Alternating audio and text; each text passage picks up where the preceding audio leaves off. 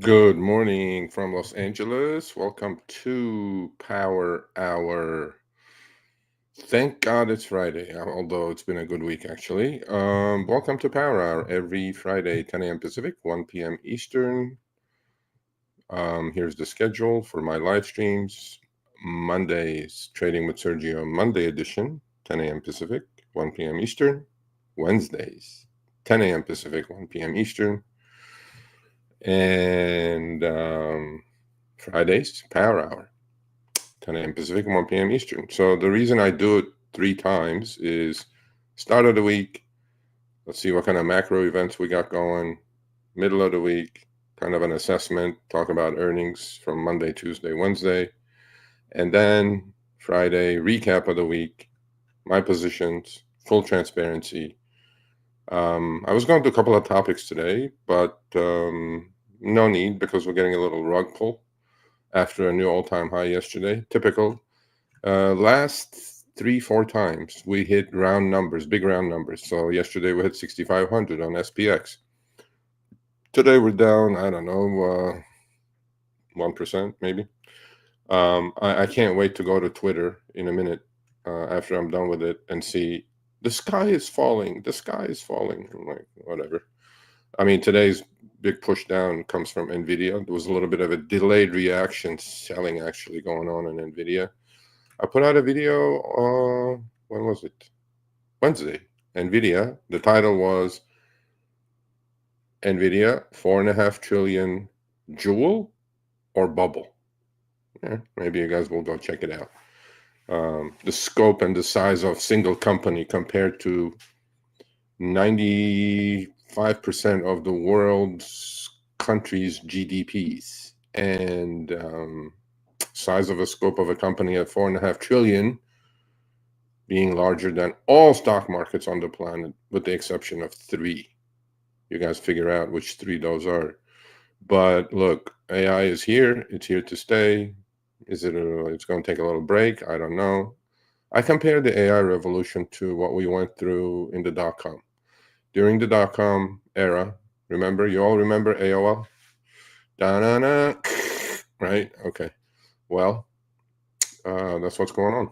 And it's just a different revolution. I don't know, 25 years later, right? 2000, and we know what happened after the bubble, dot-com bubble. I don't think it's anything like that, obviously. But the amount of dollars being spent to get AI going is immense. So we'll see. We'll see what's going to happen. A lot is going to change in this country and around the world because of AI. A lot of, I mean, I don't want to be negative, but I'm pretty sure it's going to replace a lot of humans. It's already at 2 years old. It's smarter than probably 95% of the humans on the planet. So we'll see. We'll see what's going to happen with AI. I don't know. But what are we doing today? So we put on some positions today. We're trading, obviously. I will share my positions with you guys shortly. Go through my watch list, what new positions I put on, what I'm trying to close. So trading, right? Trading is all about risk taking, measured risk taking, obviously, managing that risk. Because if anybody says they know what's going to happen, they're either lying or you need to run the other direction. Nobody knows, okay, what's going to happen, in fact, the next 30 seconds, regardless of President Trump tweeting or not. So my point in all of this is people going to have to understand that. And I have a members group, by the way, fantastic group of traders. They're learning. It's on a Telegram chat group. So when I execute my trades, I put them on live. I run this channel with full transparency. I post my trades every Monday, Wednesday, and Friday for the regular subscribers, but I post my live trades on the Telegram chat group for the members. Again, it's about paying it forward, teaching them how to fish, not give them a fish, but they are absolutely learning. We exchange ideas. Look, there's about 40 of us there. And it's a small group, but it's a tight-knit group. We laugh together, we cry together, we have good times, we have bad times, obviously, because in trading, all of that is possible. But my goal is to teach them, to give them all the tools to be a great trader. And if I can do that, great.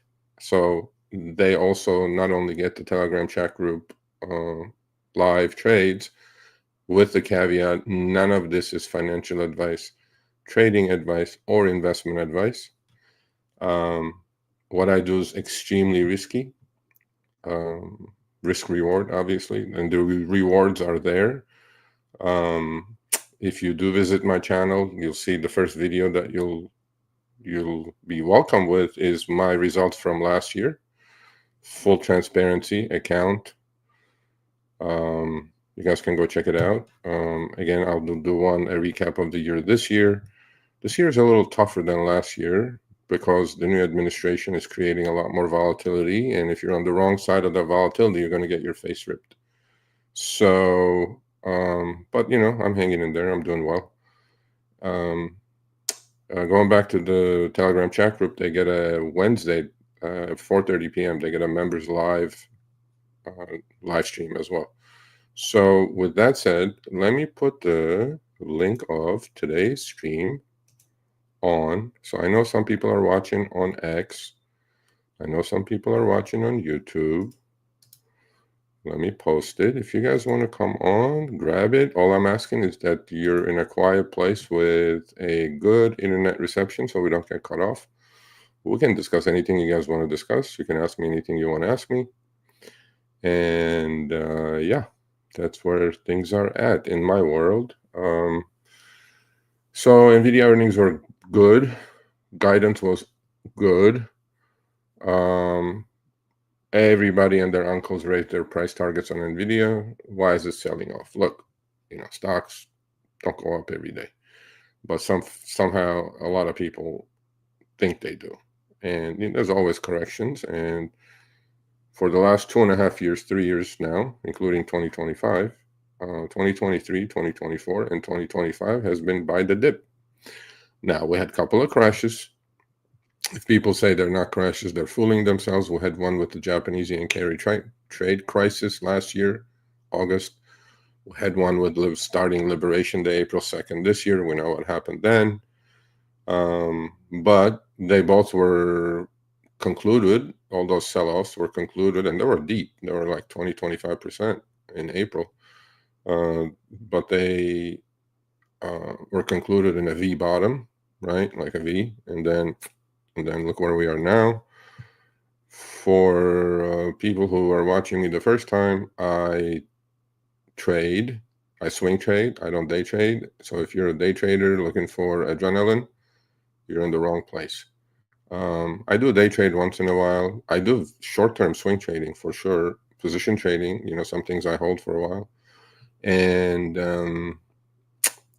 so my recommendation for all folks who are interested in trading: one, what's your education level? What do you know? What do you trade? Right? Do you trade options? Do you trade equities? Do you trade indexes, ETFs, leverage ETFs, futures, whatever it is?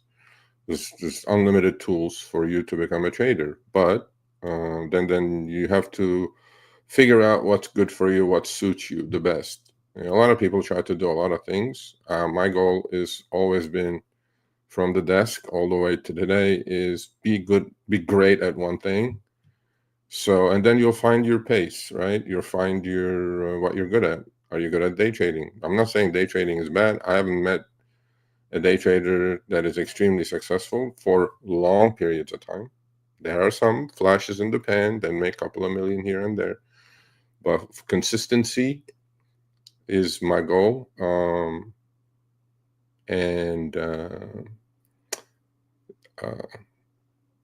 If you're consistent enough to survive for the next day, longevity comes into play, right? I do talk to a lot of traders, OGs, I call them. There are a few on X. John, you know, I think his handle is Market Sleuth, and You know, I have interviewed him on the channel. You guys can go check it out. I have interviewed some great OGs. And Jack Barugian is one from the CNBC days.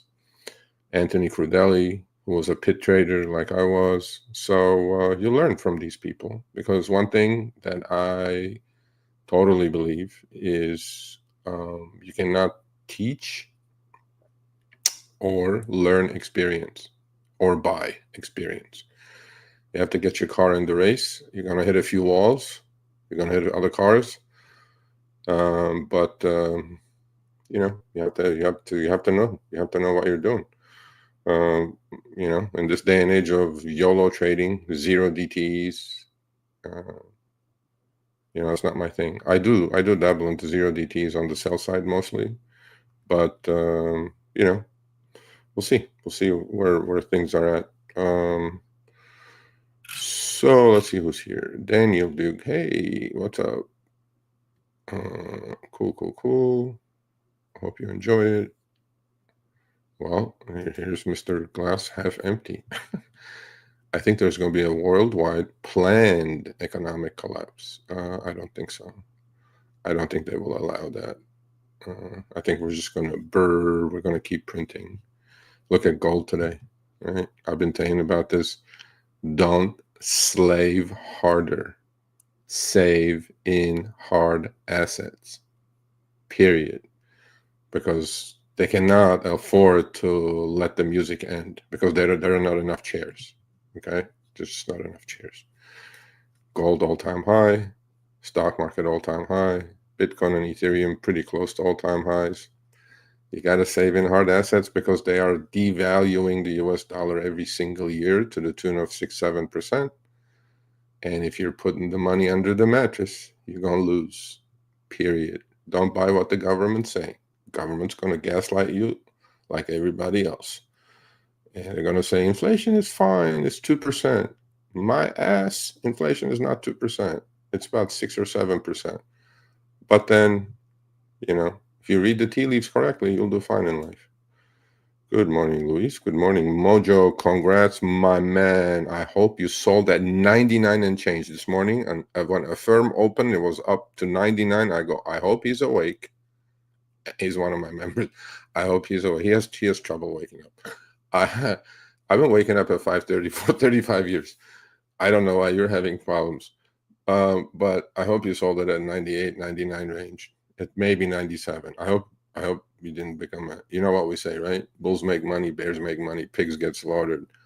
You caught it, my man. Congrats. Absolutely congrats. Vic, good morning, Vic. Let's enter some more comments or questions. I put the link up there. Why don't you guys come on? Grab the link. Let's chat. Show your face. Kuber, happy Friday. Happy Friday. Hey, good morning, John. What happened? Did you take it or not take it? You didn't let me know. Disappointing, sir. I'm gonna guess you took it. That's why you didn't text me. Hey. Okay, wait a minute. Search Sniper and Daniel is the same person. Oh, I know you. I know who you are. Okay, so again, I posted the link. Where's the link? Okay, let me post it again. Somebody come on, keep me company, man. Maybe one of my members will come on and keep me company. Let's see. Boom, there's the link. Grab it. Come on, talk about anything you want to do except politics. Hey, gunslinger, what's happening? Here's one of my members. If I'm ever going in a gunfight, I want him on my side. Wow, I don't know though. He hasn't been pulling the trigger as much as he used to before. I think he's getting a little gun shy. Oh, okay. All right. Well, I think you were leaning that way, so I guess you followed through. And okay, I agree. You're fine. You should be fine. You should be fine. Yes. I hope it's there on Monday so I can DCA some more. I mean, we will hear some journalists say Ethereum, Bitcoin crashing. Down 10% is a crash. You guys do notice that Bitcoin, and we're going to talk, actually, my positions have a lot to do with Ethereum today. You guys are going to, you understand that the volatility has subsided actually on BTC, right?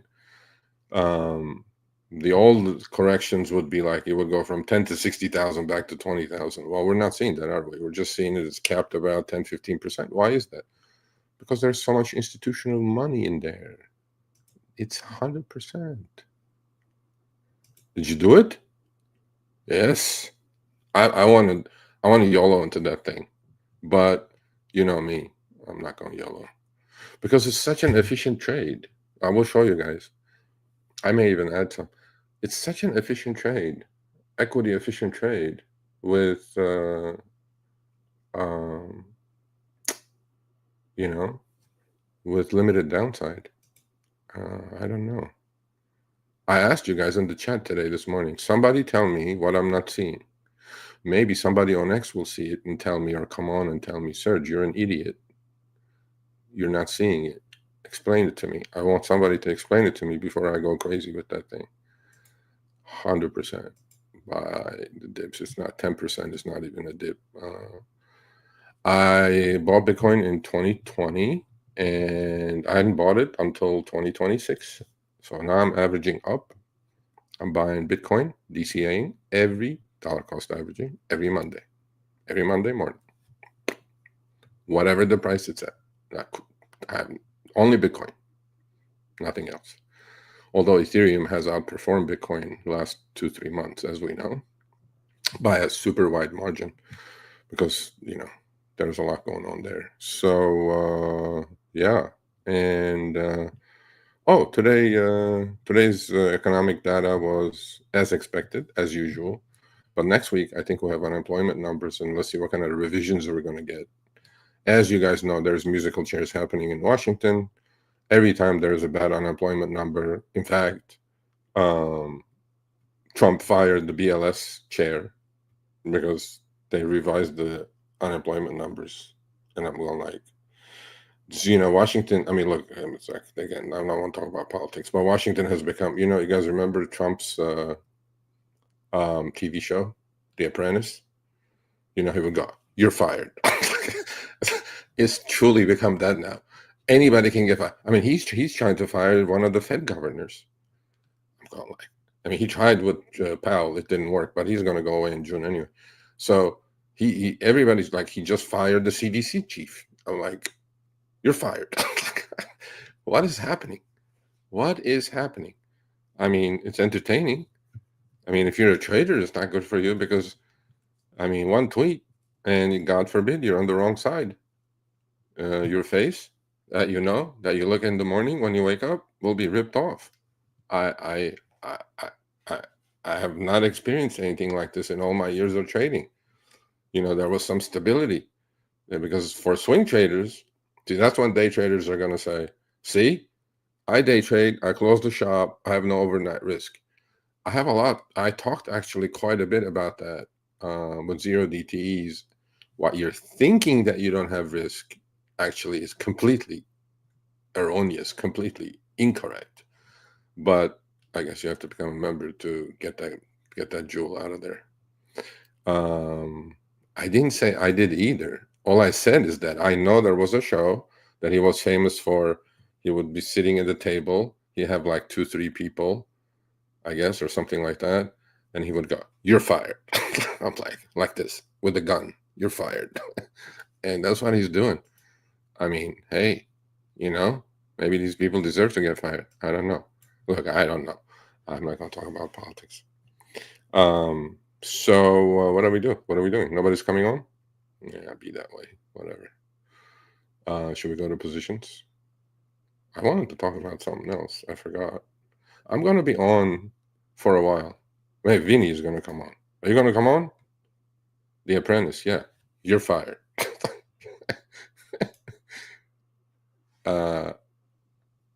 Yeah, we're losing control here.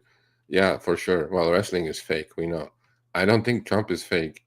I don't think he's fake. I think he's rolling some heads over there. Yeah. Okay. So for folks who are on Twitter and YouTube,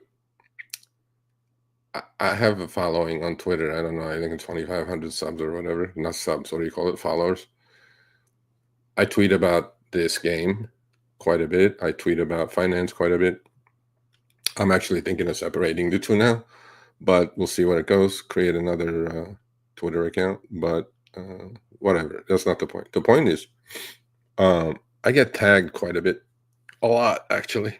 Like, I get tagged probably with everybody's tweet, specifically if it's regarding rideshare. And so for some of you who don't know, I'm part of a channel called The Rideshare Guy. It's the largest in the country, and we do good work, and, you know, to Uber, Lyft, DoorDash, all that stuff. So, you know, drivers tag me, and then for some reason, the conversation goes completely different direction, like it did actually last couple of days. So it went from a screenshot to cleanup of Washington, D.C.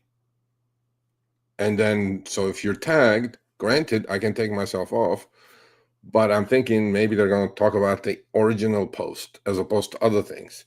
The conversation went into cleanup of DC. In fact, even the mayor of DC is liking what's happening, right? Carjackings are down. All the stuff is down. People are feeling safer. And he went into the conversation of the Romans. And then since I'm tagged, I'm getting notifications nonstop. There are like 10, 11 people in the string now. They're all just going back and forth about, is this martial law? Is it bro? I go, why are you guys tagging me? Don't tag me. So I'm asking you. I know I don't want to mute anyone. I have never blocked anyone. Unlike, oh shit, I should have actually. I can show you guys that. You know, I've been blocked by the chief clown of CNBC for like 2 years now. You guys know that? That's my badge of honor. Maybe you guys will see it. Let's see. You guys know who that is? The chief clown. Chief clown at CNBC. Let's see. Are you guys guessing? There you go. Who is the chief clown on CNBC? Anybody? Well, one of my members said it already. JC. You guys know JC? Jim Cramer. Okay. You guys can see this. You guys can see that. Oh, there he is. Yeah, you can see it. Jim Cramer has blocked you. I'm like, why? Why, Jimmy? Just because I said, if I do opposite of everything you say, I'll be a billionaire? I mean, it's true. There it is. My badge of honor right there. Love it. Love poking the bear. You guys love poking the bear. So, yes, he did. And what happened to Palantir? 50-point sell-off. And I'm like, you know, so going back, I like, if you guys are going to tag me, stick to the topic. Because once it goes to different areas and I get like 50 notifications every minute, again, I can pull myself out of the conversation. I know. Thank you for the tutorial yesterday, folks. But it becomes like too much, right? Boring, you know? Booyah. There we go. What's going on, Richie Rich? You left the group, man. What happened to loyalty, man? Come on, bro. Okay, so no screenshot. It never happened. Okay, now I'm messing with you, but you know, I can't do that because I'm a public figure, right? I have a YouTube channel. I post everything. I post it all. Losses, gains, all of it. It's unfortunate that on Twitter and YouTube, and it's like you only see, oh, I made $1 million. I did this and I did that. I go, you guys don't have any losses? I should give you guys my money to manage because I have plenty of losses. I mean, at the end of the year, I'm running circles around all of you probably, but to me, it's a long game. It's not a sprint. It's a marathon. I mean, you know, I don't know. So, yeah.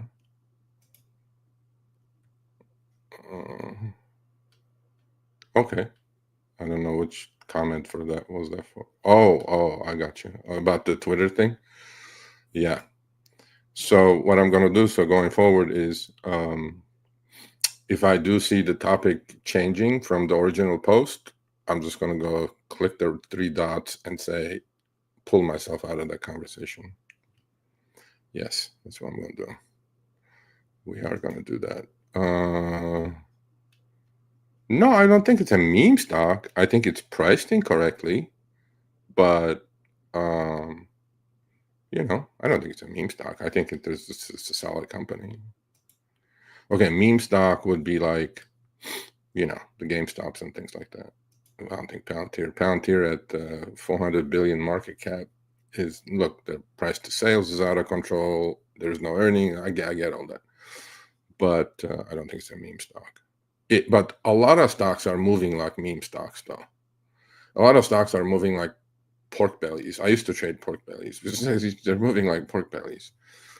Stocks are moving up and down 10, 15% like this, right? So I'm like, yeah. Yes, we do. We definitely live in a faster world. Okay, let's go to the positions. Okay, you guys are not going to come on, right? You guys are going to let me do this by myself today? Okay. Well, I'm going to stay on until somebody comes on. I disagree with that comment. I disagree. Look, actually, there was a great thread on X yesterday that I posted in my members group. It was all these blown accounts, and I'm talking six-figure accounts, massive accounts blown on Robinhood. So not everybody wins in this game, as we know, and it's definitely not a zero-sum game. And also, for every loser is not a winner, because for every 9 loser, there's one winner. By the way, because 90% in this game lose. Those are the statistics. You don't have to believe me. Go Google it. Yeah, yes and no. Yes and no. That's called TMI, but it's okay. I mean, we don't mind. So for my members, we've been talking about this for like I don't know, month now. Obviously, I'm not going to do a live stream that way, but I probably will do a live stream because I'm afraid it'll leak and then it'll destroy my reputation. So I have a bet with one of my members. He's been long NIO stock, the Chinese car maker. I don't know how many years now. It's a struggle, right? Thing goes. I mean, after the initial pop to 60, 70 became a meme stock, came down to 3. So he's been holding. I don't know where his cost basis is, probably double digits somewhere. And so we made a bet that, so NIO had a nice run. It went from 3 to 6, 6.5 actually. So nice double last month and a half, because supposedly the company's turning around. So we made a bet. We made a bet on 2 stocks. I said, if NIO hits 10 during this year, I'm going to wear a pink tutu. So when you said you're naked, I imagine me in a pink tutu and do a live stream. I'm not going to do it on Twitter or regular YouTube, but I'm probably do on the members live. And then that way I can control it, because if it leaks, right, then one of those 40 knuckleheads did it. So that I have some control that way. And the second stock is Oscar Health. So he bought the stock, immediately tanked on him, but now I think it's back to break even. And that's 25. So if NIO gets to 10 or Oscar gets to 25, I'm gonna wear a pink tutu to do a live stream, buy him dinner, or it's gonna be the other way around. So I'm really looking forward to that. Yes, Chinese EV makers make great cars. Yeah, it's been like a little trading kind of a thing, up and down. Although a lot of analysts are pushing it now. They're raising price targets. Some, I think, raise it to 6.5. Some raise it to 8. It's a tough business, EV business, car business, right? But there's talk that they're getting into robotics. Their latest SUV that they released got so much interest, so much reservations. So they make very nice looking cars. The technology is as good. The quality is as good as anything out there. Obviously autonomy too. So I don't know. I mean, well, that we'll never see those cars in the US. You can see them in Europe shortly. But there is an true EV revolution is happening in China because they have taken care of their power issues, the grid, right? China is so far ahead when it comes to power. And what do we need the most power for? AI, data centers, right? That's why stocks like Oklo and Bloom Energy and things like that I follow have gone up 1,000% this year because AI is going to suck all the energy. Forget EVs. AI needs massive amounts of energy to run those data centers, which are being built by the hundreds of billions. And so, but China has us beat in energy for sure, without a question. So, yeah, they do look very nice. Yep. Okay, so let's go to positions. Let's see what we did, what kind of damage we're doing. You guys can see this, right? Again, full transparency. This is my goddamn account, folks. I don't know how many people are showing their account live on X and YouTube. Obviously, I have covered my account number. So for more transparency, I trade on TOS platform, Thinkorswim. Okay, I've had the same Schwab account for, I don't know, 25 years. And finally, they migrated me. I think I'm probably one of the largest traders on the West Coast, but long story short, they migrated me to TOS. I hated it for like 2 months because I didn't know where what was. It's like moving to a new city.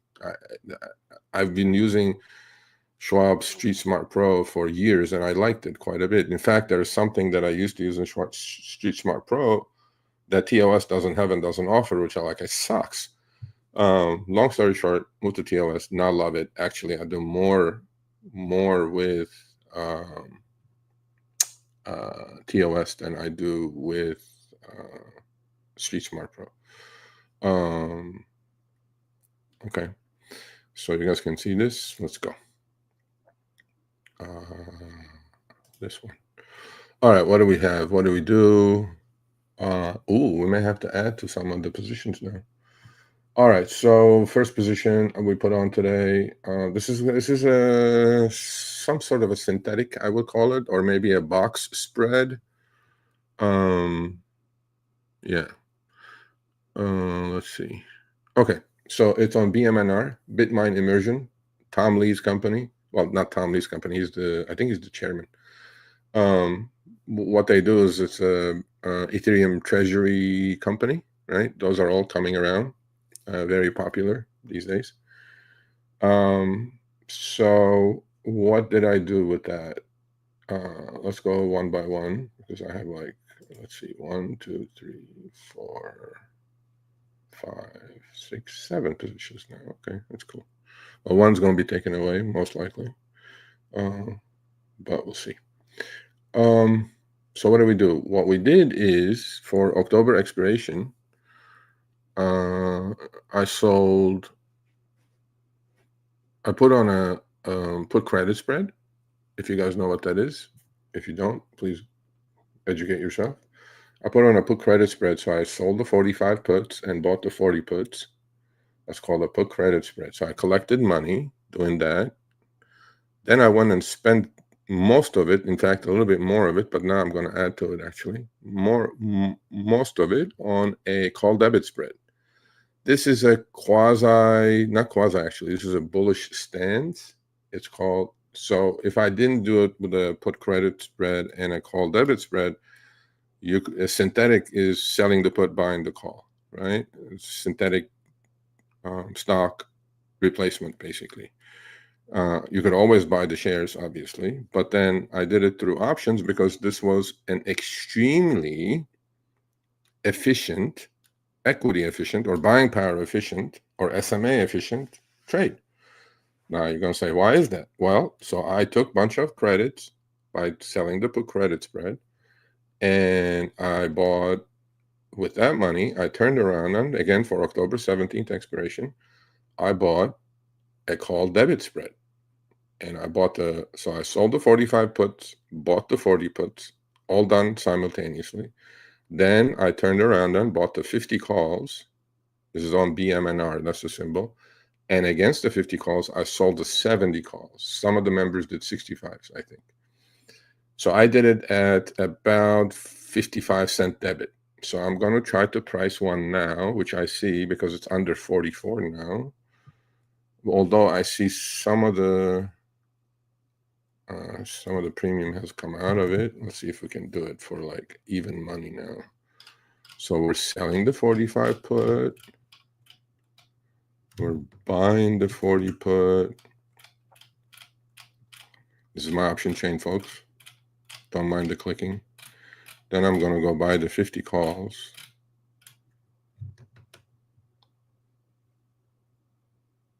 Ah, that's September. Never mind. See, you got to pay attention, Serge.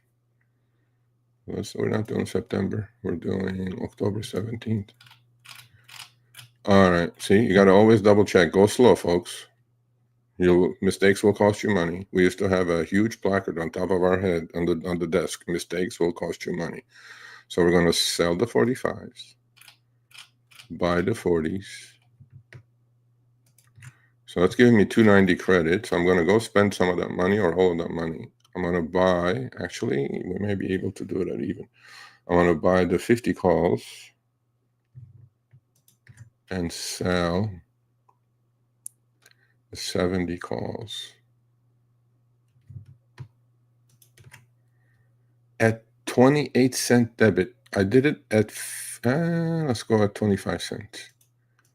I don't mind doing it 25 cents. I did it in the morning about 60 cents.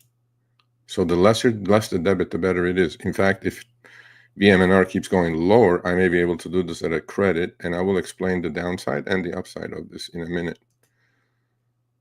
Okay, we sent that order. Let's make sure it's the correct one. Yeah, selling the 45 put, buying the 40 put, buying the 50 call, selling the 70 call. Got it. At 25-cent debit. Cool. I am long 110 September expiration, regular expiration. I was long 150. I sold some yesterday, and I have some for sale today. But market's eating it today. A little bit of rug pull is happening. On CoreWeave's 2X ETF, which is CWVX. So I'm long 110 of those. I'm long 100 October 5 puts on NEO. I mean, I had to take that position just to spite that my member who wants me to wear a pink tutu. I paid 22 cents there, 22 cents. I will buy more of those. Earnings are coming out on Tuesday on NEO, so it's make or break. Either, I mean, it's like a lotto ticket, honestly. A couple $1,000s, not a big deal. This position I put on Wednesday before NVIDIA earnings were announced. I put on Iron Condor. I took some fool's money because implied volatility was so high, I couldn't resist it. And I didn't do it on NVIDIA. I did it on the 2X ETF, NVDL. So an Iron Condor for you guys is that it's a neutral strategy. You want the price to stay between two numbers. On NVDL, my body is called the body. Was I sold the 75 puts, bought the 70 puts, and basically you sell a put credit spread and then you sell a call credit spread, and you're looking for a decay. Well, the next day these hit the wall, but now they're down to penny, as you guys can see. So I collected a decent amount of premium, and whoever bought those from me, yeah, they're crying. It's okay. Somebody has to do it. I actually didn't put on too much. I did 15 on each side. So my body was 75 puts, short puts, and 110 calls. So all I needed, and NVDL at the time I did it was at 91. So NVDL is at 82.60 now. Well, as long as until the close, which I'm pretty sure it will, it stays between 75 and 110. Both sides will expire worthless. But since the short side of the calls and the puts is closer to the money, That's why you do it with credits, and that's why it's called a put credit spread and a call credit spread. When you're selling both sides with that wide of a body, and my wings were 5, so limited risk again, defined risk basically. Yeah, you do that, and it stays between two prices, two numbers. You collect all the premium, and these are all going to expire worthless. In this case, it's a good thing, expiring worthless. I keep buying a small company called Pioneer Power Solutions, PPSI. I'm up to 4,000 shares with a cost of $371. Stock is $380. It ran to $408. On the pullback, I'm buying. I bought 500 shares at $393, $383. I will buy some more. Do I have an order? Yeah, I have another 500 shares at $373. Okay, so we're going to add to that. And this is the next one. This is the next treasury company I started doing with. I will explain why I'm doing this on these two shortly. And if you guys are interested in this topic of called MNAV, multiplier to net asset value, I will explain all of it in a minute. But you guys have to understand MNAV. If you don't understand MNAV, you should not be trading strategy, MSTR. You should not be trading BMNR. You should not be trading SBET. In fact, you should not be trading any of these treasury companies. Any. Especially if you don't know what pipe means, if you don't know what lockup means, if you don't know any of the stuff, if you don't know how to read an S1, S3, 8K, do not do any of this. Again, none of this is trading or financial advice or investment advice. What I do is risky, but I know what I'm doing. So let's end it there. So the second treasury company I started doing this with is SBET. SBET is Sharpling Gaming. Turned themselves. They used to be actually a gambling betting site. They turned themselves into with a very high quality board, by the way. They turned themselves into an Ethereum treasury company. I will explain that when you guys see my face. So what I'm doing here is stock is 1776. Again, the same structure as the BMNR trade. I'm selling a put credit spread and taking that money and buying a call debit spread. So on this one, I was lucky enough to do it around 20-cent credit. So I'm selling the 17, and this is again for October. I'm selling the 17.5 puts, buying the 15 puts. That's the put credit spread side.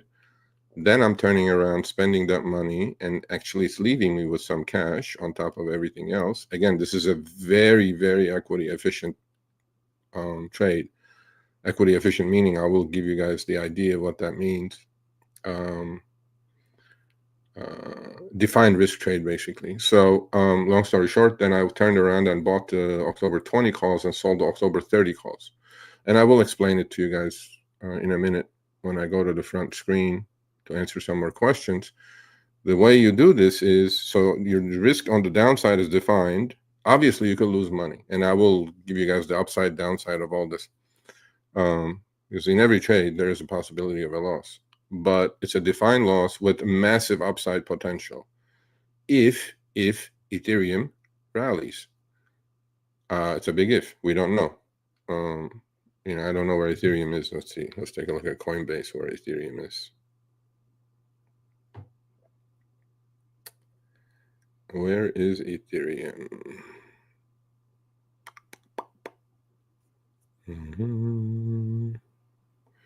ETH is at 43.20, down 4%. Okay, cool. So if you think Ethereum is going up, obviously, and if Ethereum goes up, this trade is going to become a monster, actually. But anyway, and then last but not least, I'm long 1,000 shares of SoundHound. I roll cover calls expiring today, the 1250 calls, and it's 1278, 1280 with about an hour and 15 or 2 hours to go. No, yeah, 2 hours and 15 minutes to go. If it's above 1250, they're going to take it away from me at 1250, and they can have it. Sayonara. At the moment, my account is about 85% cash. And then now I'm going to go and explain to you guys. Actually, let me see if I can do this with some 20-cent credit. SBET. I'll add 5 more. Are we on the right chain? Yes, we are. So we're selling the 17.5 put. We're buying the 15 put. We're buying the 20 call. Wow. Why are they going higher?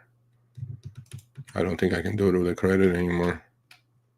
And selling the 30. 10-cent credit. Bro, I did it in the morning with 20-cent credit. I want some money in my pocket. I want to get paid to play. Let's put this at 25 cents in case we get a pullback. So you get into these positions. You don't YOLO, right? Okay, my auto trade is set at 5 lots for options.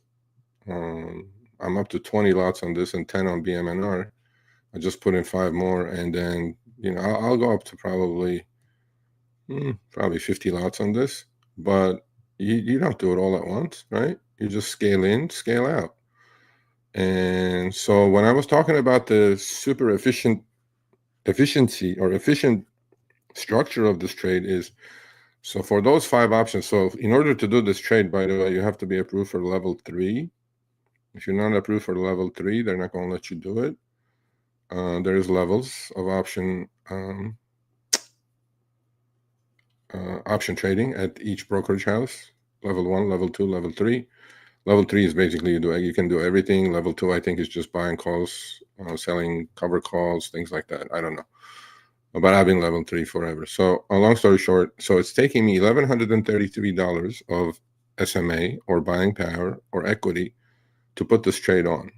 If I can do it with a credit, great. Even if I can't do it, so each option is costing about $225 to do it. Very efficient.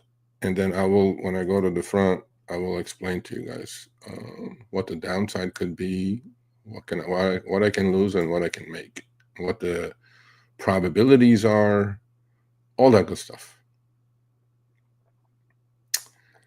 Okay. So we have orders in everywhere. Basically, trading is like fishing. You put your pole in the water. You stay patient. The 3 P's, folks, remember: patience, position size, and planning. Patience, you got to wait for your price. 2, position size. I could put on 100 of these. I'm not gonna. I don't allocate more than 10, 12, maximum 15% of my account equity into any position, which is a 6-figure account. It's not a joke account. But I always, and I'm at 80%, 85% cash at the moment. So always have dry powder. But now I'm going to start pressing on this position. I like both the positions very much. We had a very similar trade with NUGT, with gold, actually. Made some money, but we could have sucked all that juice out of that. We didn't. But, it is what it is. And so those orders are in. BMNR order is in. Okay. My core weave should be sold. They're killing the IV on that thing down to 130. You son of a bitch. Let's mess with you. Sometimes you guys got to wake up the market maker. Wow. You didn't move it? Okay. F you. I used to be one, so I know what they do. Sometimes you got to wake up the system. Okay. I'm going to give you... now you took it, huh? I woke you up. You took it? Okay, sounds good. There's no human at the end of this, by the way, guys. Let's do one more.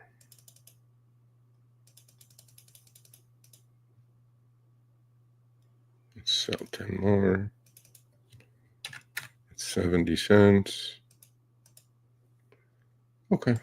Orders are in. All right, so let's go to the front, answer some questions. Maybe somebody's going to come on and keep me company. No?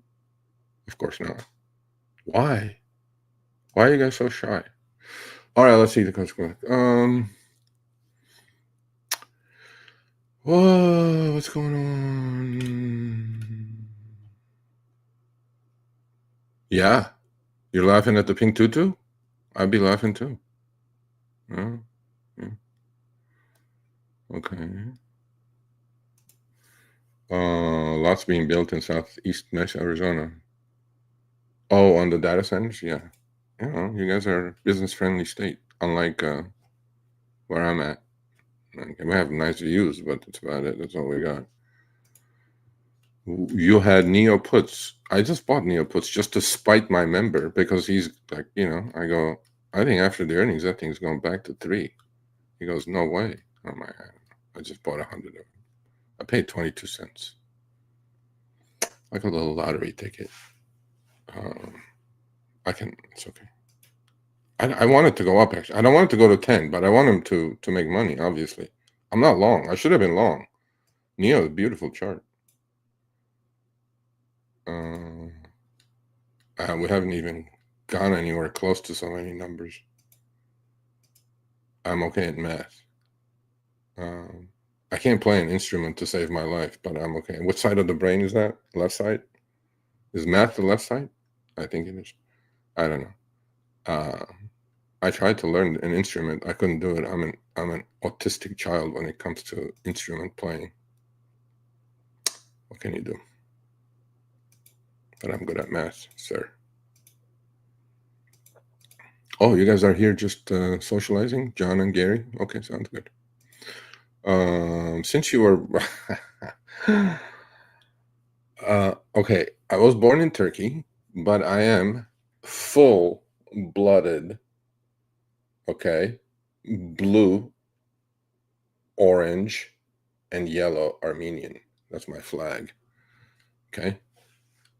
Sorry, red. I'm full-blooded Armenian.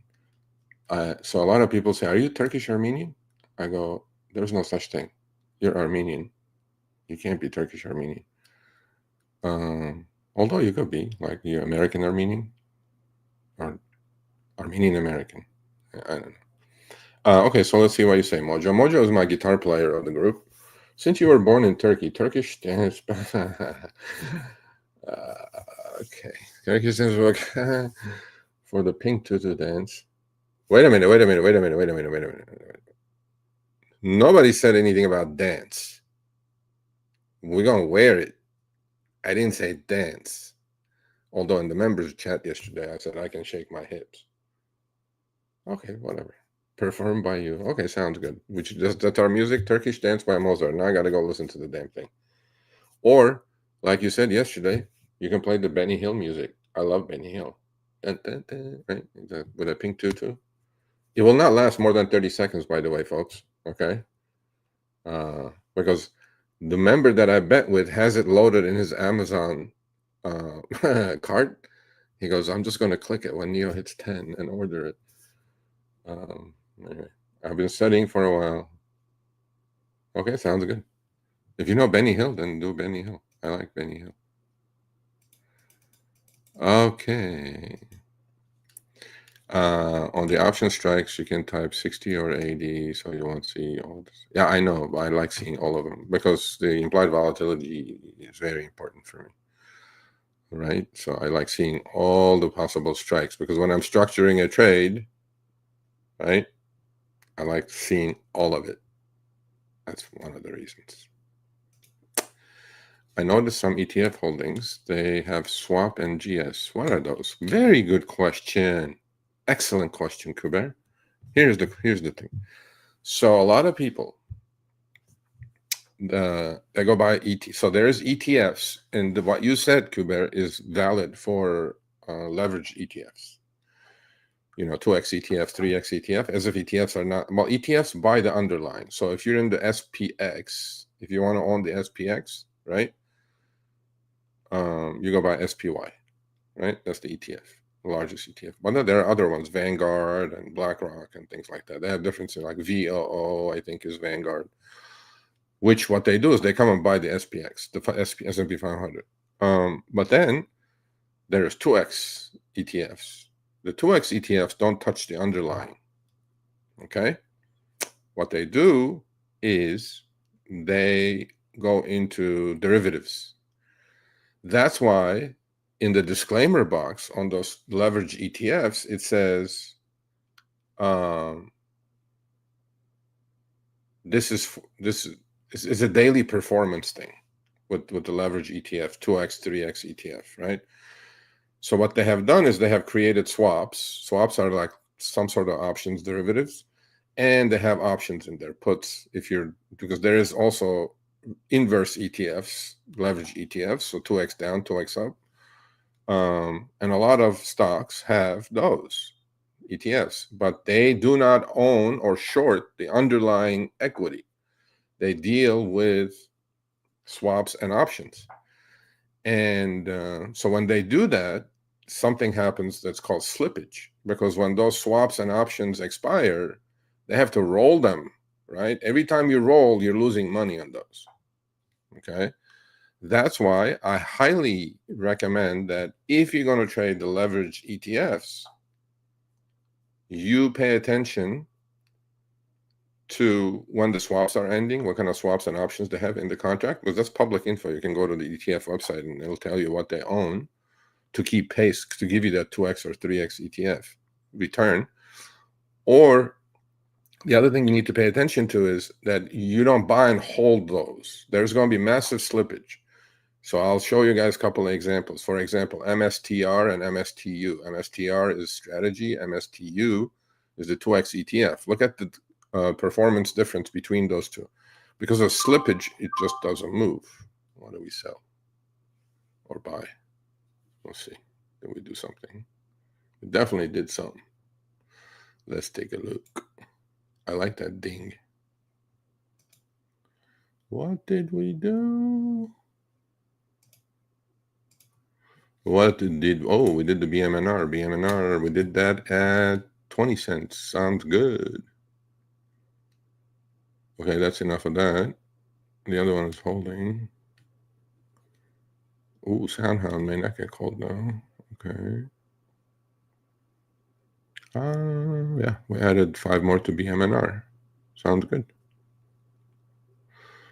Looking good, feeling good. So we're going to talk about these 2 positions that I'm putting on. Kind of a synthetic. I don't know what it's even called. It's kind of a synthetic though, yeah. Synthetic spread. Okay. It's a little boring for some of you, but it's not for me. Okay, so that's why I highly recommend, if you're going to trade those 2x ETFs, catch it on a run, right? If you're going to trade Tesla, make sure Tesla is going to move like 40, 50 points, and then the percentage on the other one is going to be 2x, because you're not going to have that much slippage in like 4, 5, 6 days. Some people just buy and hold them forever. And I'm going like, you don't do that. Madam Mike is here. Hold on. He's going to keep me company. I'm going to get you on in a minute. Right side of the brain is creative side. Okay, so my right side is paralyzed. I have no right side. 0. Left side, very powerful. Super powerful. I have to dance? Okay, fuck it. I'll do it. 30 seconds. That's all you guys are going to get. And if it leaks, I know which one of you did it, and I know where you live. So don't mess with me. All right, let's add one of my members. Hey, Sergio, how are you? By the way, in our members group, we have nicknames or whatever. My handle is Iceman. That comes from the trading desk days. Because I'm kind of cool and calculated under pressure. Always been. I don't get too emotional. And Meta chose for himself Bond, Mr. Bond. All right, Meta, what's happening, Mr. Bond? Nothing much. Just trying to load up. I've been trying to do some of the BM&R trades, but with Tasty Trade, it keeps giving me an error, so I don't know what. Oh, you're at Tasty? Yeah. So let me explain this to the folks here who may be interested in what I'm doing with that. So BM&R, as we know, is BitMine, right? And Tom Lee is interested in it. They turned that company into a treasury, Ethereum treasury asset company. So basically, they're raising funds and immediately buying ETH with it, Ethereum with it. And MicroStrategy does the same thing, or Strategy. Michael Saylor does the same thing with Bitcoin. Although he does dabble into debt, like some convertible notes and things like that. Although his interest is 0 or maybe 0.5% on those. But at some point, you have to pay those notes back. So you know, a lot of people say like it's a Ponzi, it's this is that. I'm like, oh, look, man, you know, it's not a Ponzi, but everybody has an opinion. So on BMNR, so quickly, there's a bunch of videos on the channel about MNAV, multiplier to net asset value. So what is the net asset value of BMNR? Is their Ethereum holdings. So as of, and then so the way you figure out MNAV is you figure out, first of all, how many shares are outstanding, right? You multiply that by the current share price and you'll get a number. That's, for lack of better explanation, let's say it's at 8 billion. Well, if you look at their net asset value, what is the net asset value? By the way, they're not buying Ethereum with leverage. So, you know, they're not doing futures. They're just buying Ethereum. So what does that do? So and a lot of people are going to probably hopefully ask me, well, what about dilution, all that stuff? We'll explain that in a minute.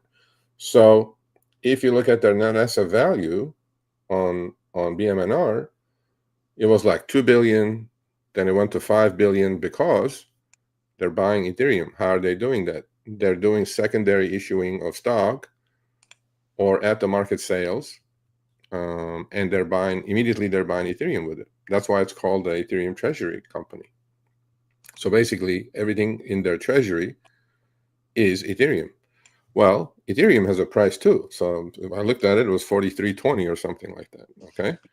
So at 4,320, well, they hold 1.75 million Ethereum ETH. So that's about 8.2 billion. Well, market cap of the company is 8 billion. So that's where MNAV comes into play. Originally, the market cap of the company was 10 billion and their treasury assets were 5 billion. So MNAV is what then? 2. Well, you don't want 2. So then the hedgies come in and they buy Ethereum physically and then they short the stock because they're looking for that MNAV to collapse and shrink. Well, we are there, folks. So we're almost at par. We're about 106, 1.06. Well, anytime is at 1, that stock or equity for me becomes a pure proxy for Ethereum. So that's when I stepped in. I didn't step in at 1.4, 1.3, 1.2, 1.1. Well, now I think after today, we may even be even. Now, I mentioned something called PIPE. PIPE stands for Private Investment in Public Entities, public companies. So they did issue initially to very highly qualified investors PIPE shares to raise the original $250 million. This is all public info. You can go to S1, S3, and 8K and figure all this out. That includes Peter Thiel, Stanley Druckenmiller, you know, all these like Cathie Woods and people like that. So, but their cost is 4.5. Stock is 44. They already have 10x.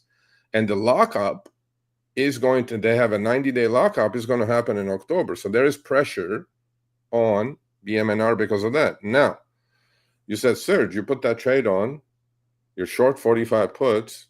What if it's below 45? What already is below 45? But you're going to get assigned. I'm like, okay, that's fine. I can always roll when the time comes, October comes. But what I'm thinking is that because it's a defined risk, it's a pure proxy now. The same situation is valid for SBET, by the way.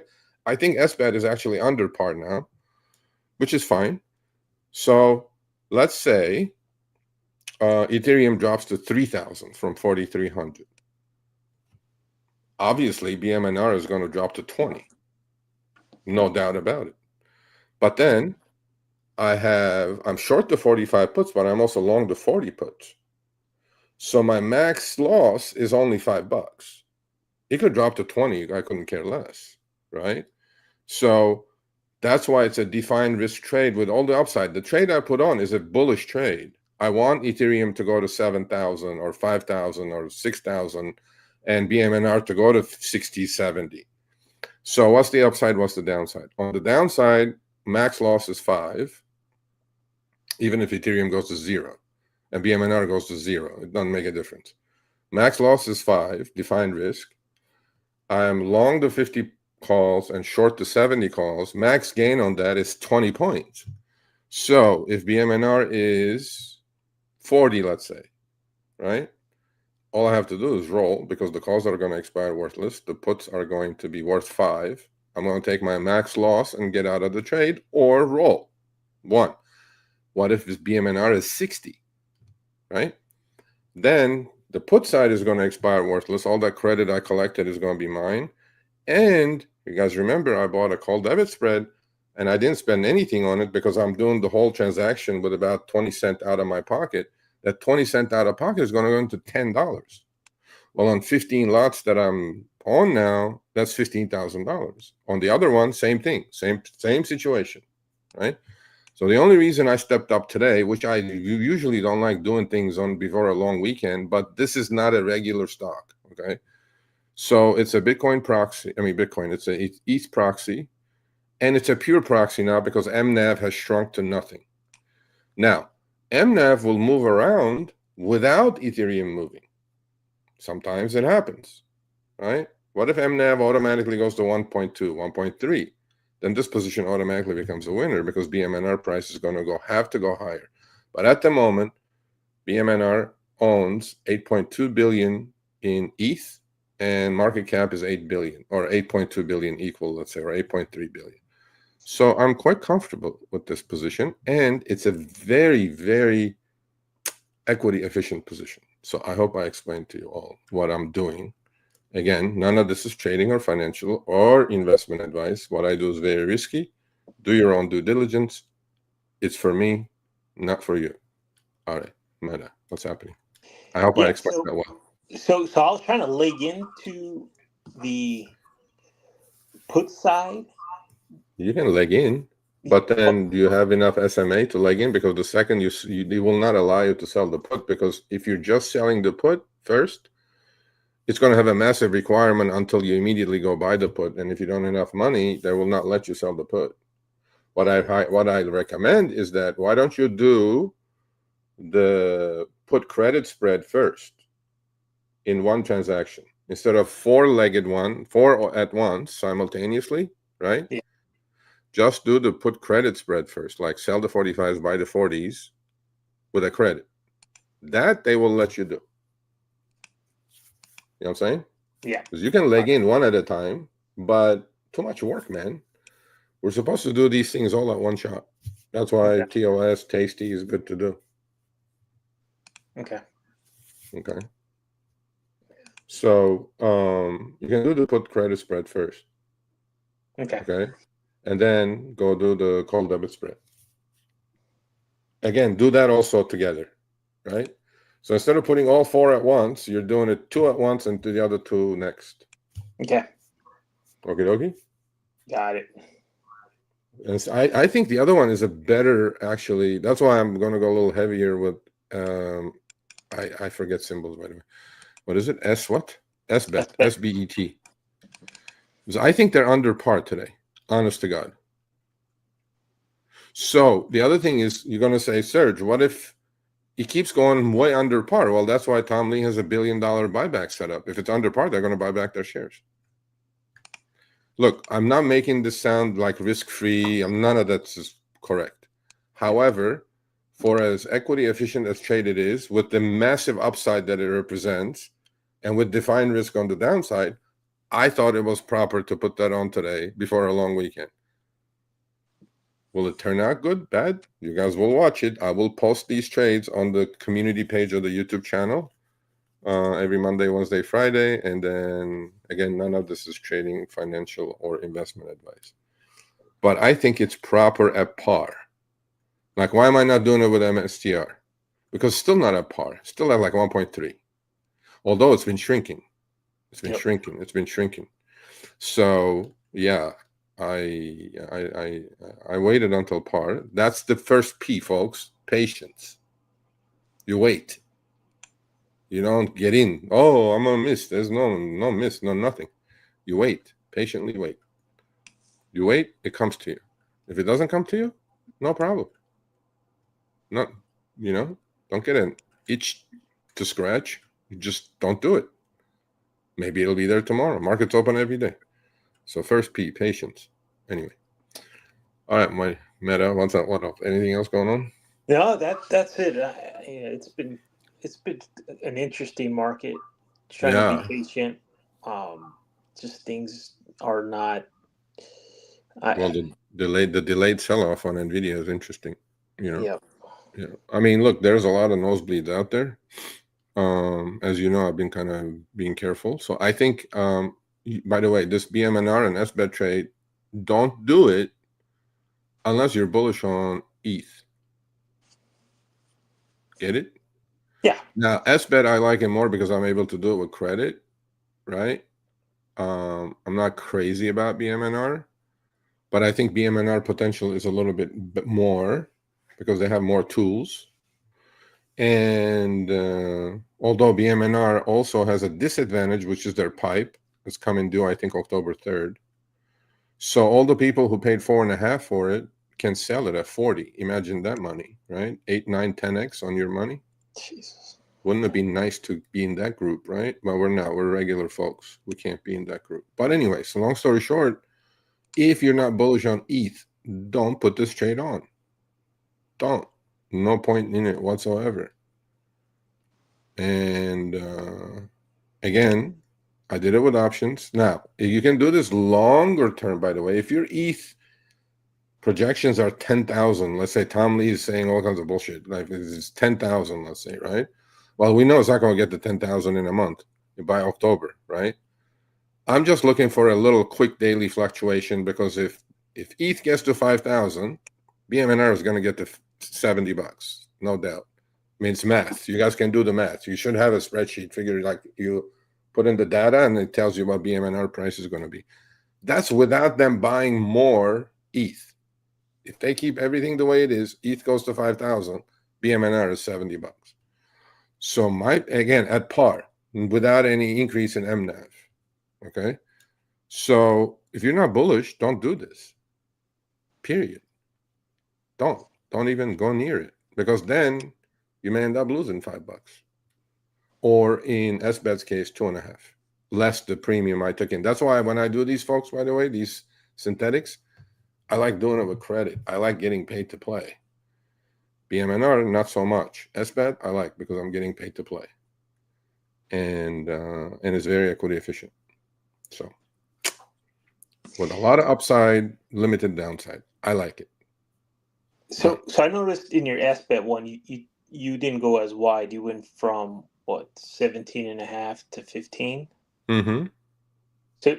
So is there a reason why you didn't go as wide as you did with? Well, I did go pretty wide. 2.5 on 17.5 is what? About 12%.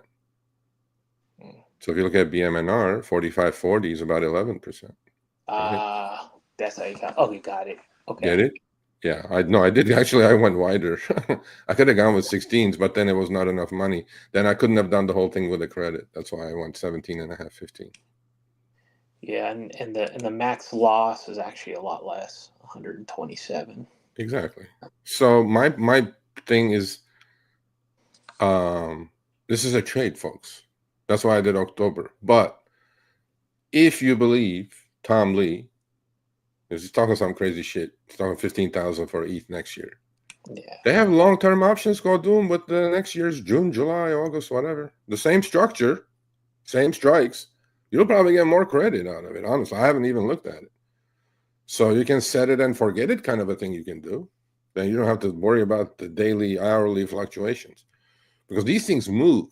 When ETH moves, these things move. I mean, I'm telling you, these things are crazy fast movers. So that's why when you do put these types of positions on, you need to be not glued to your screen, but you should set some alerts, because overnight ETH opens at 5,000 and BMNR opens at 55. Well, now that massively profitable trade. You can trim it, you can do whatever the heck you want with it. But anyway, so yeah. All righty. So now I'm gonna go do my charts. Let's go do my charts. You can hang on if you want. Okay.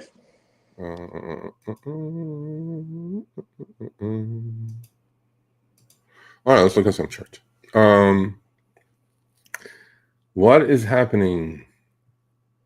Man, CoreWeave is taking off. You know, why am I even selling you that? You sucker. I'm going to cancel that. Go eat it. Down to 124 IV. You suck it, market maker. Yeah, screw you. I am messing with that. BMNR 43.66. Selling continues. Can we do it at even now? Can we even do? No, well, they're not moving it that much. Can we do it at even now? Well, we'll add 5 more at even. We're selling October 45s. Buying October 40s. Buying October 50s. Selling October 70s. Nope. 8-cent debit. Next one, I'm going to do it with credit. I ain't going to do it with debit. I'm done. Get back to this. SBAT. Actually, SBAT is rallying. BMNR is selling off. Good thing I did both. Actually, I like SBAT more. I want to do like, oh yeah, I want to do more of those. 140, 50. Okay, let's sell 10 of those.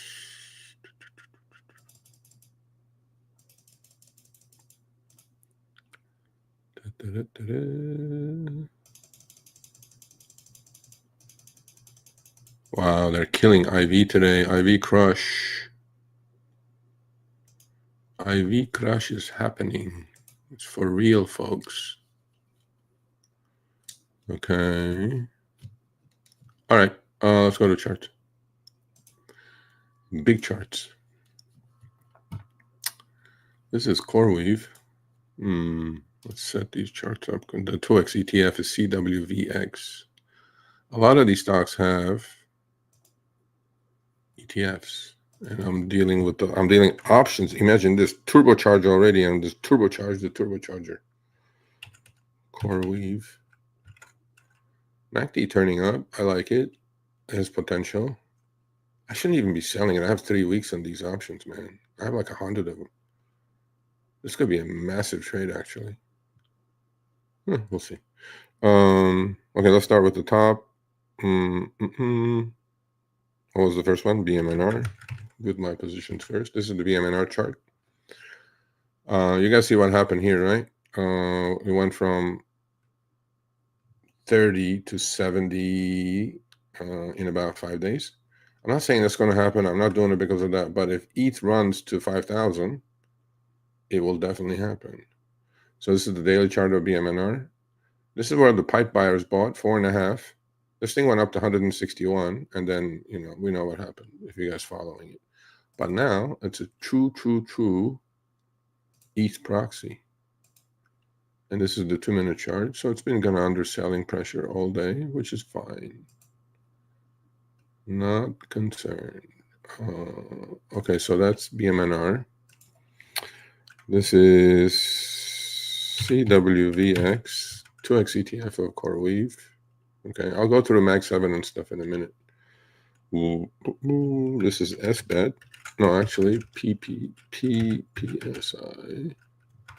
This is the little stock I'm buying. I'm accumulating up to 4,000 shares. I had a nice pop this morning to 410. Yeah, we'll see where it closes. I like it.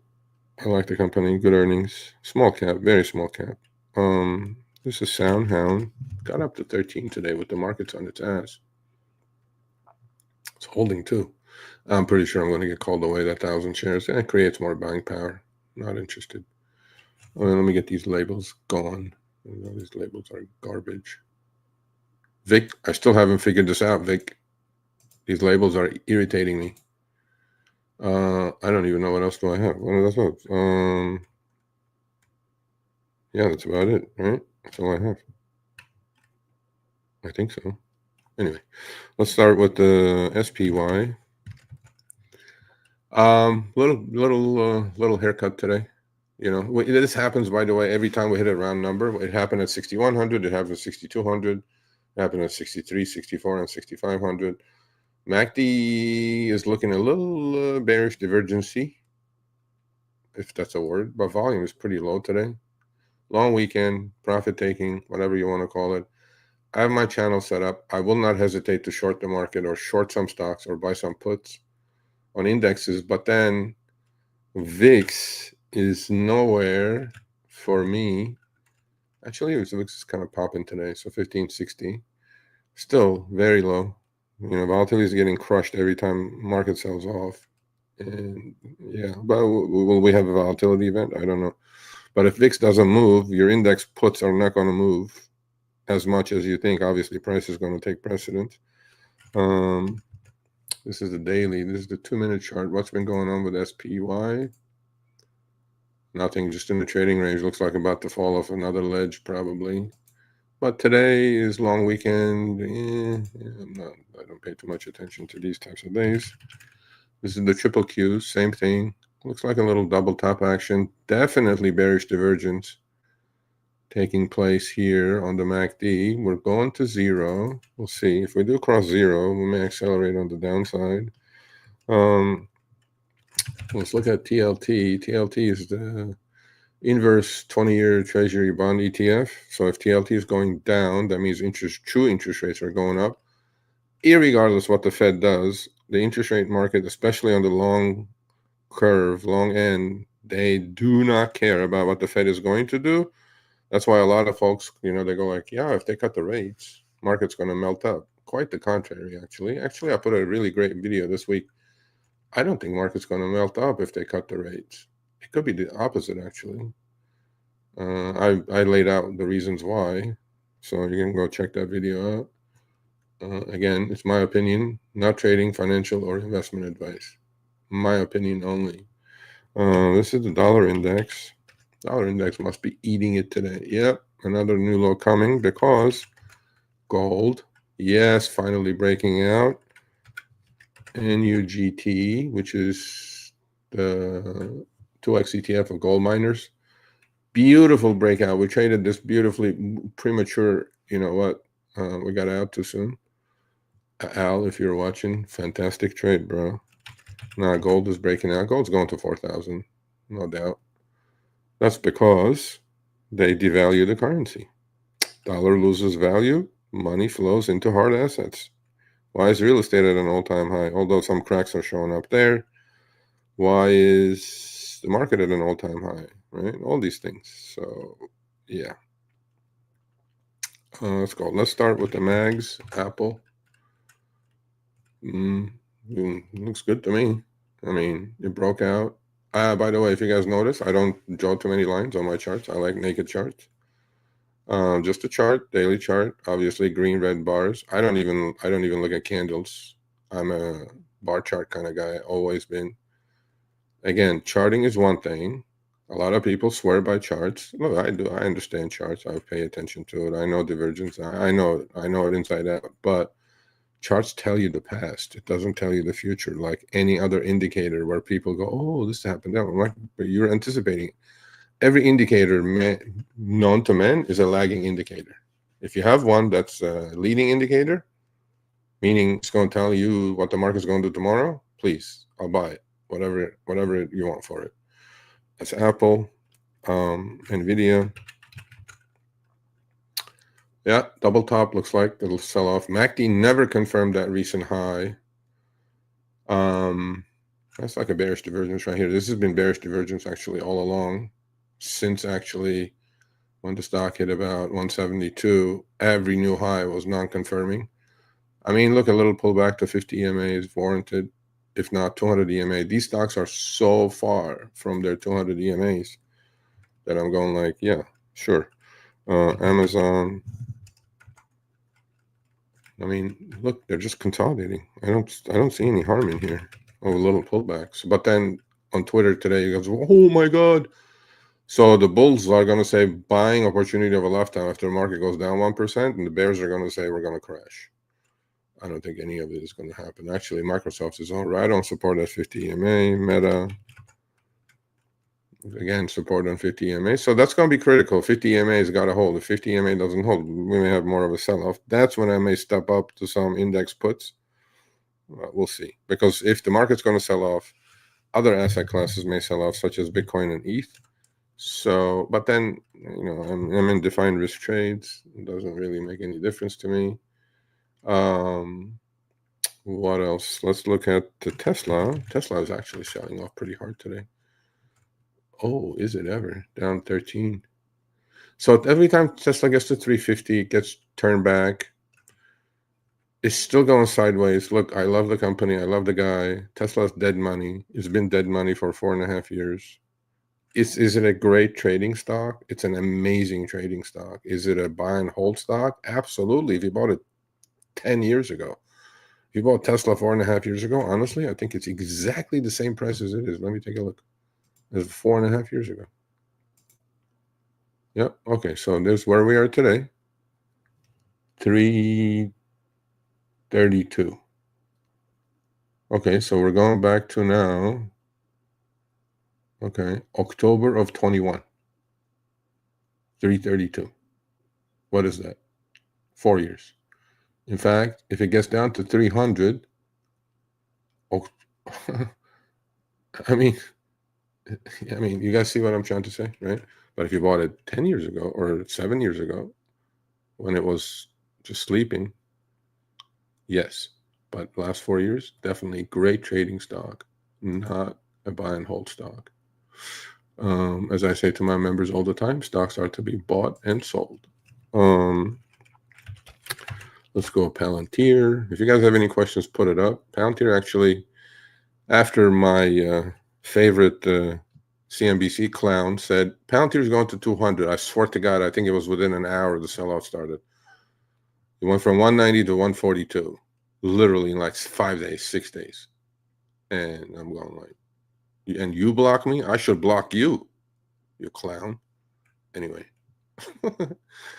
It's just kind of consolidating. It looks like a continuation pattern to the downside. I mean, look again, all these stocks, even with the corrections, are so far from their 200 EMAs. It's not even funny. This is Hood. Beautiful, right? Okay. If you have some of the other nosebleeds, Oklo selling off today. I want to be short Oklo. Actually, I want to be short METC. Yeah, I definitely want to short that stock. Actually, I'm going to short that stock either today or Monday. And when I say short, just short the stock. We were short Joby. Of course, we didn't hold long enough. Made money. There you go. 1380. Yep. There you go. Archer. This is the eVTOL companies, by the way. ACHR. Right on the 200-day, 892. If it's the time, this is the time, folks. Yeah, Joby was 22, $15 billion company without a penny revenue. Forget sales, revenue. Yeah, whatever. ASTS, I like this company. Next pullback, I'll trade the 2X ETF, which is ASTX. Lemonade, I like a lot. I like this company a lot. Yeah, see, green today on a day the market's absolutely just crashing.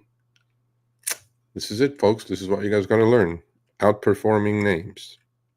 When your stock is green on a day like today, what do you think your stock is going to do if the market turns to the upside? It's going to fly. And earnings were fantastic, I see. Yeah, that's a buy. So how do you trade this one? You can do a synthetic. I don't think this is 2X ETF.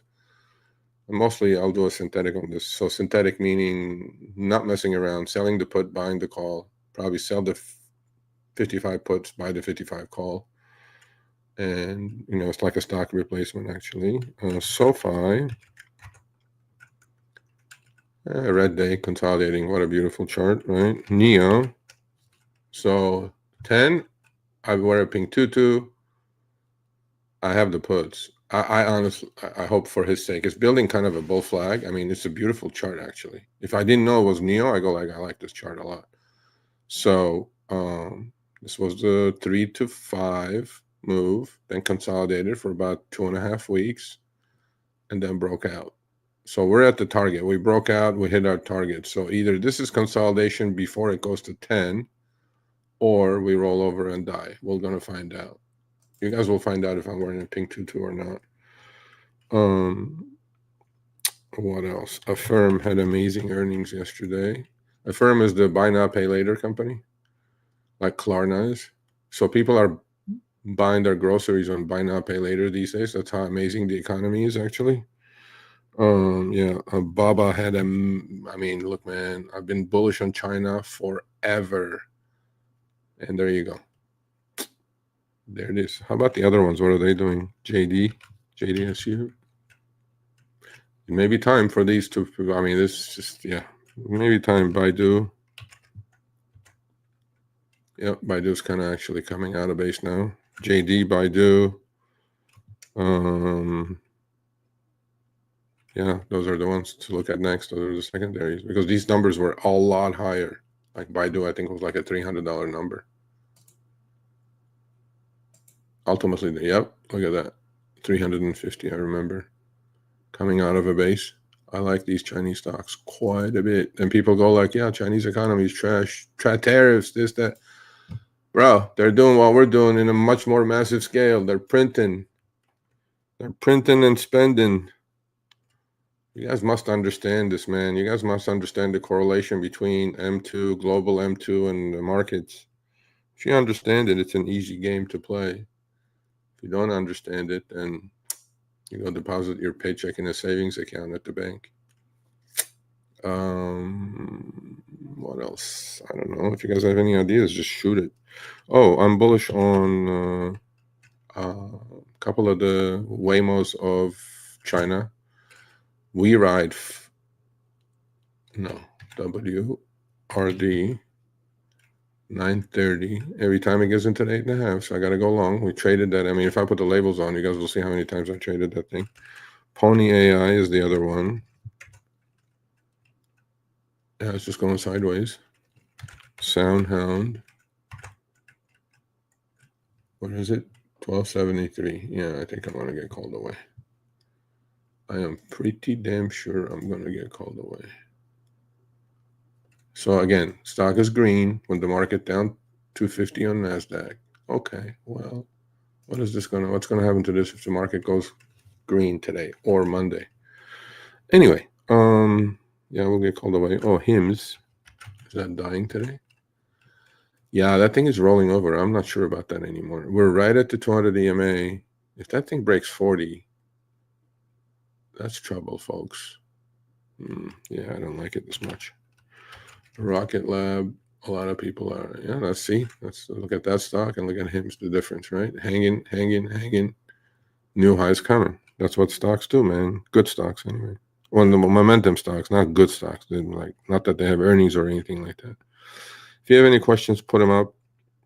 Oh, I don't think I showed SBET chart. SBET. Here's SBET. 1784. So what did I do on this one? Sold the 17.5 puts, bought the 15 puts. Bought the 20 calls, sold the 30 calls. Popped the 30 would be appreciated. This thing was 124, then came down to 9. And rallied from 9 to 40. It came down to here, went to 30. Now we're back down to 17.5, 17. With MNAV at 0 because they keep buying ETH. So that's what, 43.70. Can we do it now? Can we do it at credit now? Or we wait until Monday? Yeah, we'll just wait until Monday. We'll put 10 more on that and 10 more of SBET. I want to buy some Serve Robotics. Yes. I do actually at 11. Buy the shares. Not anything else. Reddit had a massive day yesterday. We pulled back and we missed it. Pulled back to the 20 EMA. Great earnings on that one. Actually, we traded the 2x ETF on that a couple times. Coinbase. Not my favorite, but kind of consolidating. If you guys have any questions, please put them up. And last but not least, did we look at Tesla? TS. Yeah, we did. Tesla. Yeah, big down day today. I don't know why. I mean, that thing is on its low at 13 lower. And 2x ETF is TSLL.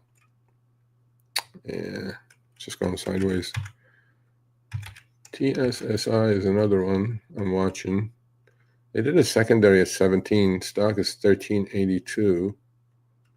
That thing was over 30. We shorted that thing. Doug, myself, and my couple of members.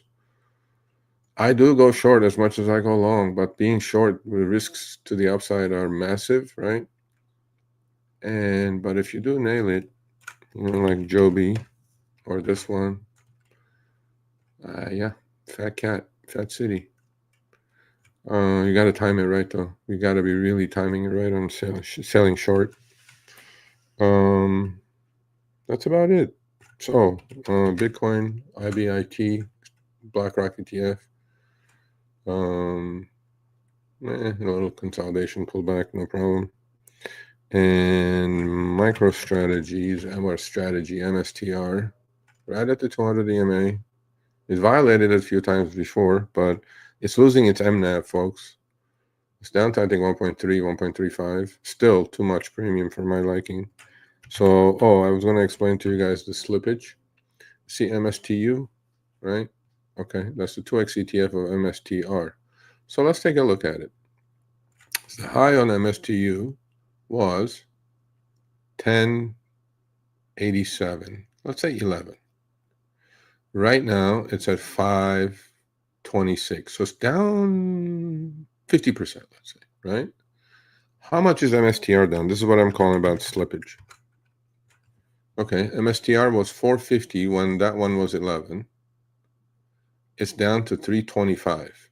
450 to 325 is 125. So MSTR is down 30%.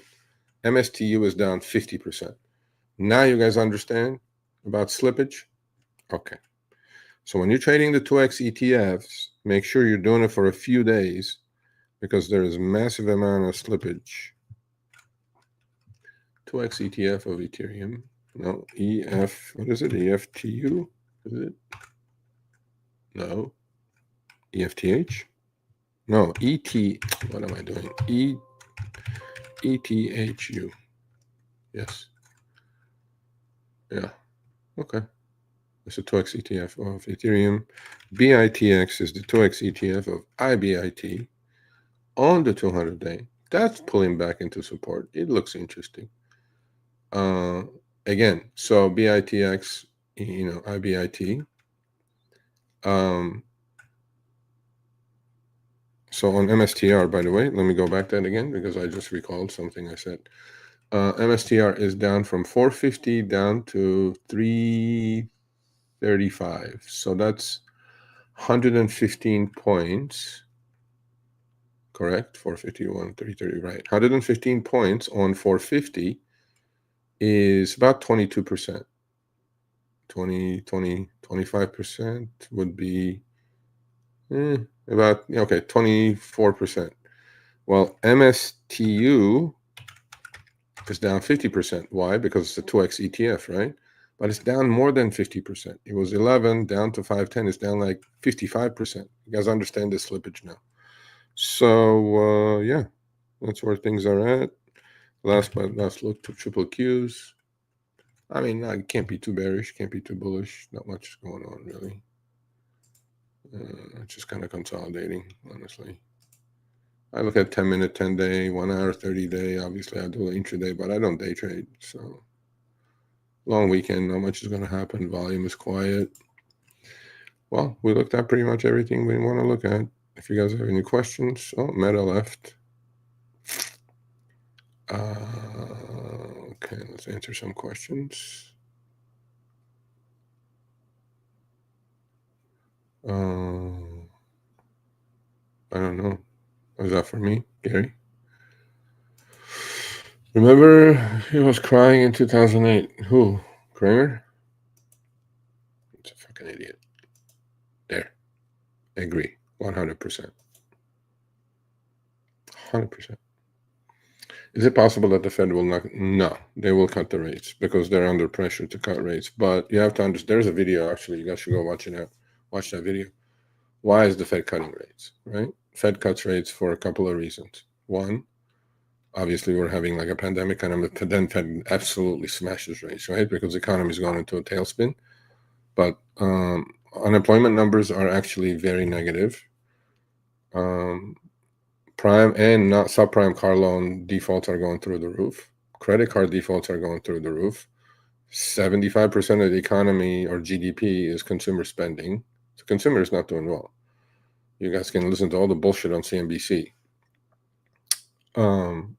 That's why they're going to cut, because the economy is doing well. But price-wise, the market's extremely overpriced. If we're going in a slowdown, God forbid, in a recession. That's why the Fed cuts rates. Fed is I said this before, Fed is like the gas pedal and the brake pedal of the economy. They can only affect short-term rates via the Fed funds rate. They cannot affect the long-term rates, okay? Because long-term bond markets are massive, into the hundreds of trillions of dollars around the globe. And who needs lower interest rates, by the way? The consumer does, but more than the consumer, the U.S. government does, because of the 37 trillion in debt. About 7-8 trillion of that is going to get refinanced this year, meaning they're maturing. Well, we can't just say to the people that bought the IOUs from us, we're not going to pay you. We'll just wait a couple of weeks, maybe. It doesn't work like that. You have to replace that. And the bonds and notes that are maturing have lower interest rates than we're going to offer them today, because the bond market has pushed the rates higher. For you all, I had to put a video, the second coming of the Japanese yen carry trade crisis. Go check out the JGB rates. Those are the Japanese long-term bond rates, 20 or 30 year. They are skyrocketing, okay? And there is a potential of carry trade going sideways again. There really is. If you guys, I have videos on the channel, so I don't want to explain everything, but you guys go check those old videos out, what the carry trade means. Could it happen again? Anything is possible. There's so much leverage going around the world. Doesn't take much to, tilt the dominoes. But look, you're on the watch. You read the tea leaves as well as you can. And no, they have to cut the rates. But then the market's not sensing that they're cutting rates because the economy is slowing down.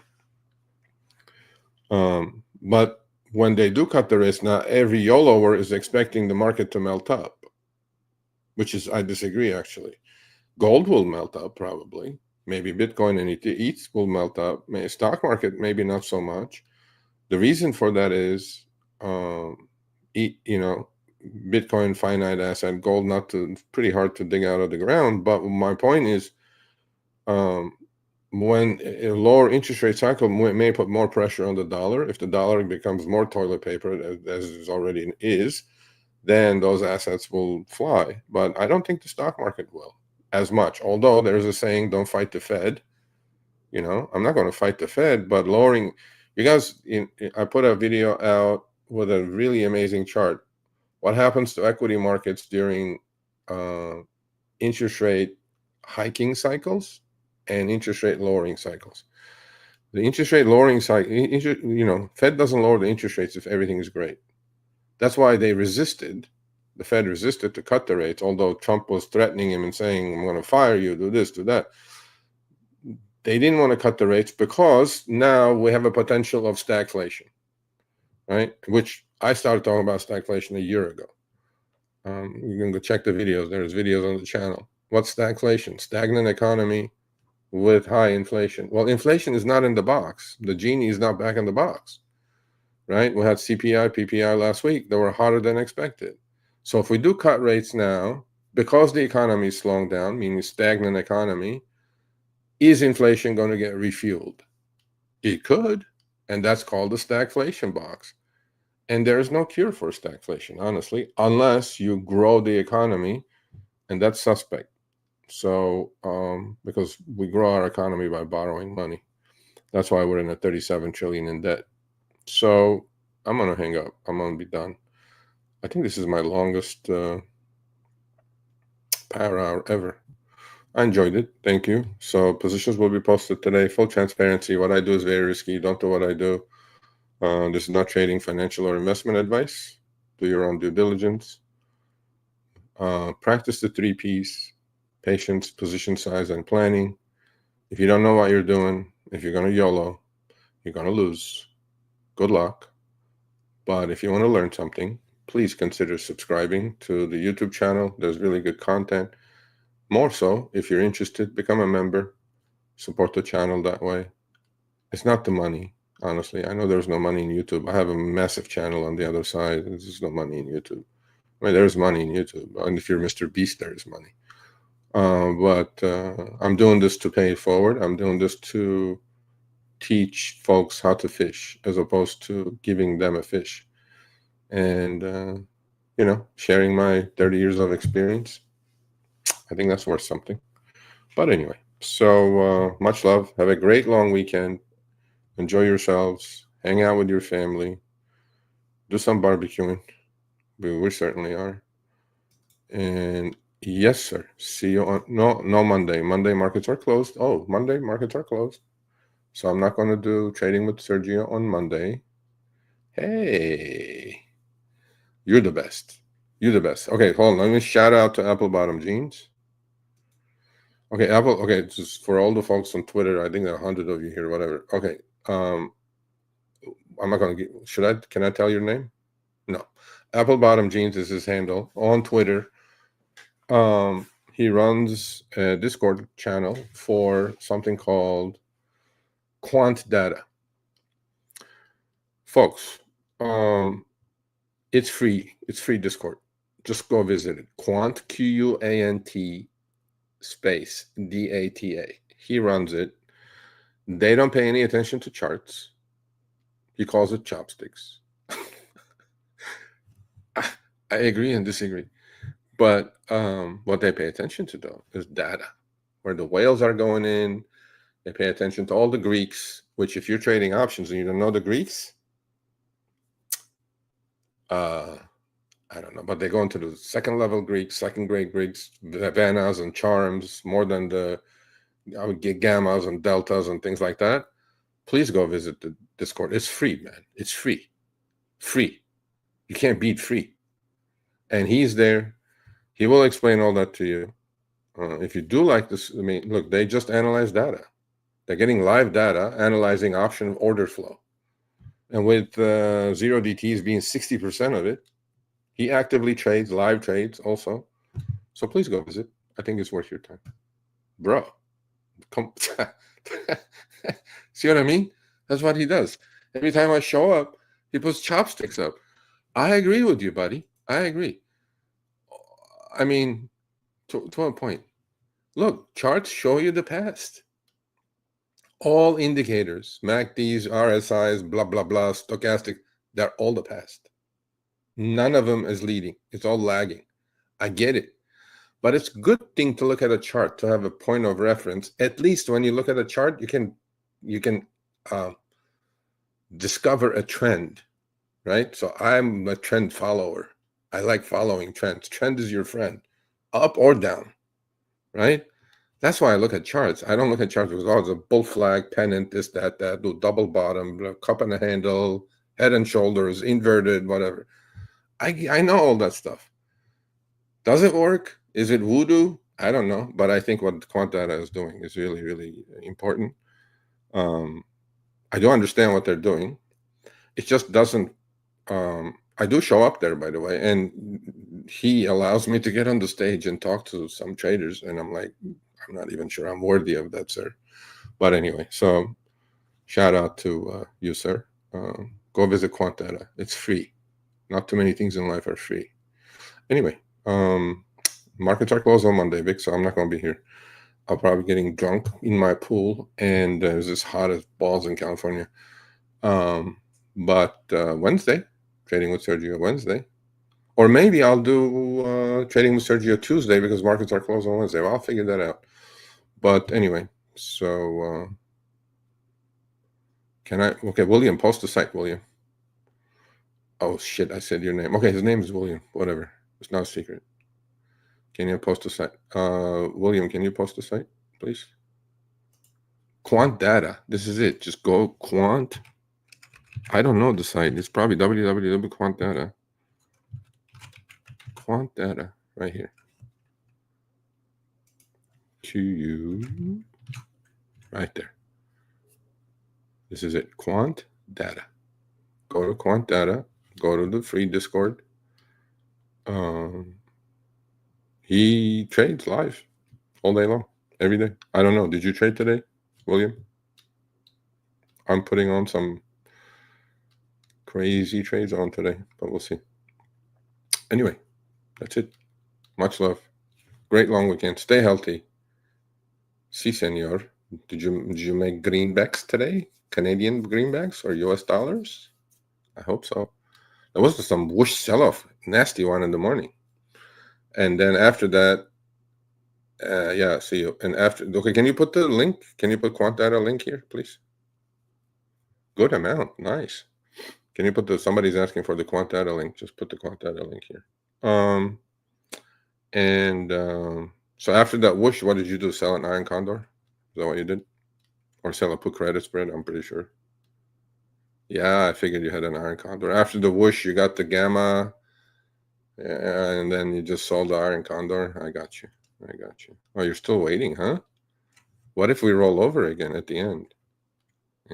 Okay, can you post the Quant Data site so I can go have a cup of coffee? We're waiting on you, bro.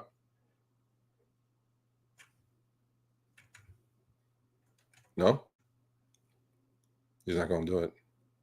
You're not allowed to post, maybe. I don't know. Shit, I don't know if StreamYard... Yep, it's here.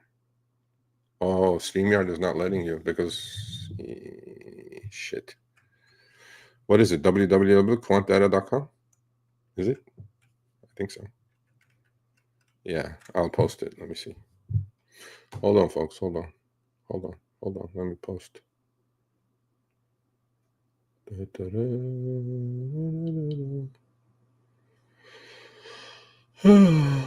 Quant Data.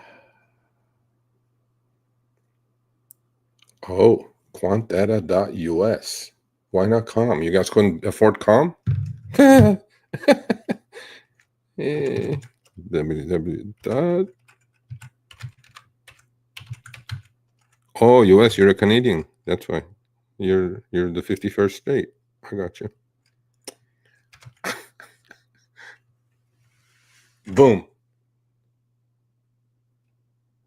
There it is, folks. There's the link. I think I did it right. I didn't put the HTTPS, but this is it. Quantdata.us. That's you, right? Yes? I hope so. Oh, shit. Is it you? Is it you? That's you, right? Quantdata.us? Yeah. All right, there we go. Yes. Okay, cool. All right, much love. See you guys on Tuesday, maybe.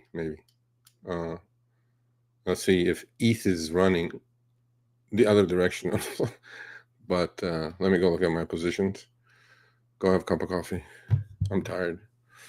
This is a long live. I had nothing else to do. None of you came on except one of my members, so hey. William, next Wednesday, why don't you come on my Trading with Sergio live, and then it's at 10 a.m. Pacific, so you already have done it, London hour, power hour, whatever the heck you guys do over there. Iron Condor, 1400. I don't think I made 1400 today. I'm setting it up to make 1400, but I don't think I made it. I'll find out at the end of the day. All right. Much love. See you guys.